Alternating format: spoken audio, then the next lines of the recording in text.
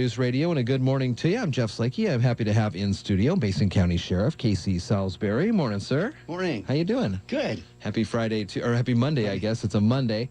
I've been talking about something that you and Commissioner Tim Sheldon did on Friday, honoring a Mason County resident. Let's start with that one this morning. Yes, we had Randy Bruff, Mason County resident from the Lake Cushman area. We recognized him with a life-saving award earlier in the year, summer.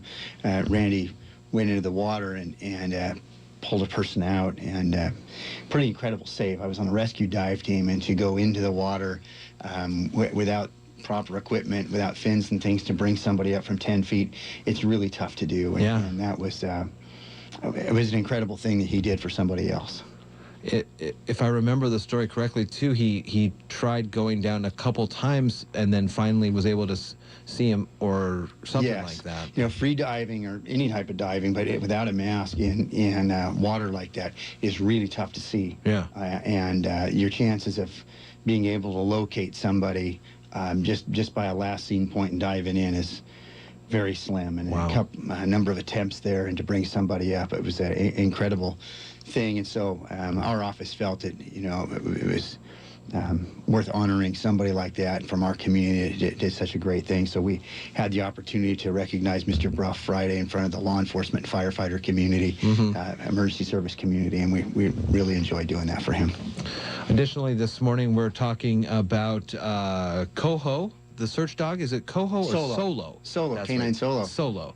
Got a 35-year-old Tacoma man in custody. What was going on with that story? Well, you know, I'm so proud of those dogs. We worked so hard a number of years ago to convince people we needed those. A number of years ago when I came back to Mason County. And, you know, the number of times we've made those type of locates with our canines, they're well worth it.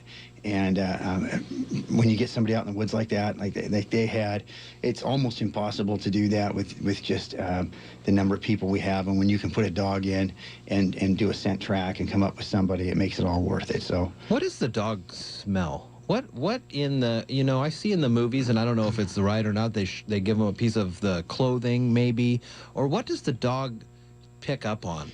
I'm no expert on this. I've only run behind the dog while it's after somebody else.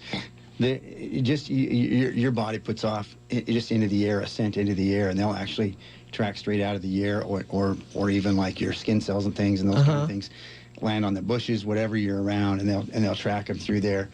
Maybe I'll bring our canine handler, and that would be a great question for Deputy Berkeley, because he could explain that exactly. But it's amazing to watch those animals track, and then come to an area where you're not sure where the person's at, and they've been casting. They'll start in a smaller area, and they'll work their way out till they catch that scent again, and then they'll go on. And they're really a neat animal to watch. Yeah, let's do that. Let's bring them on, and we'll talk about that. Bring Deputy Berkeley in, or maybe even bring Canine Solo in, and you can have a conversation with him.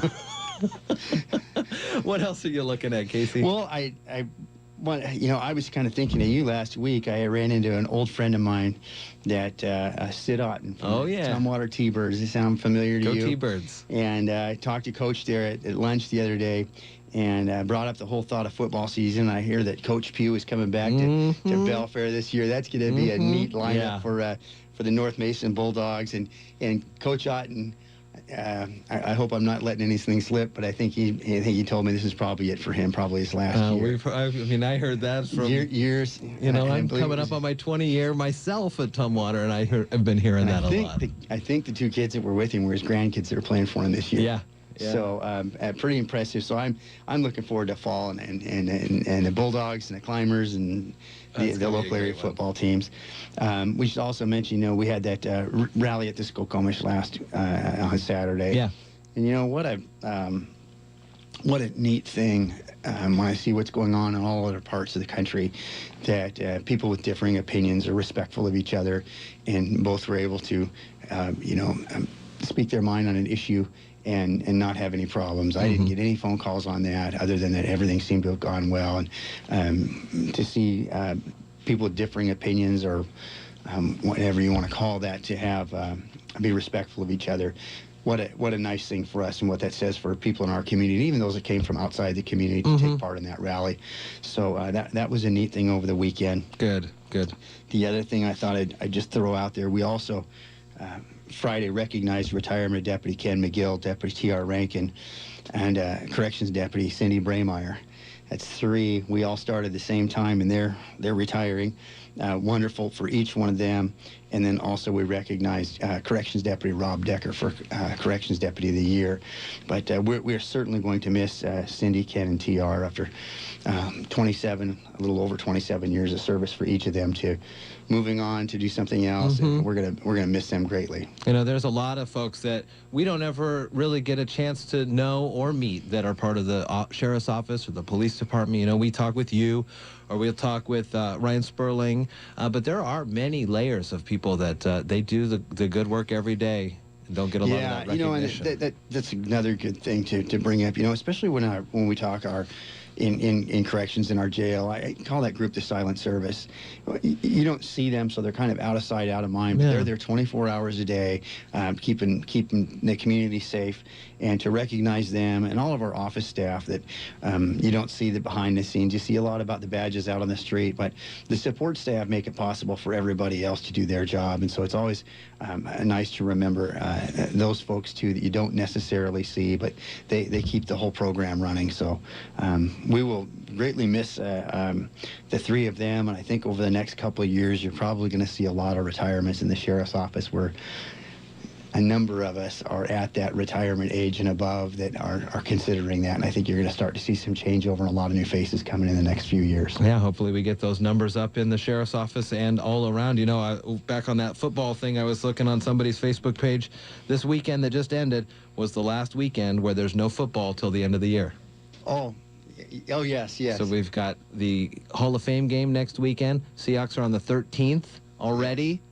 And then the High Climbers, of course, at the end of the month. Holy moly. And I think they've all been at summer camps and things. So I saw some pictures. I think it's going to be a great year. I always look forward to that first.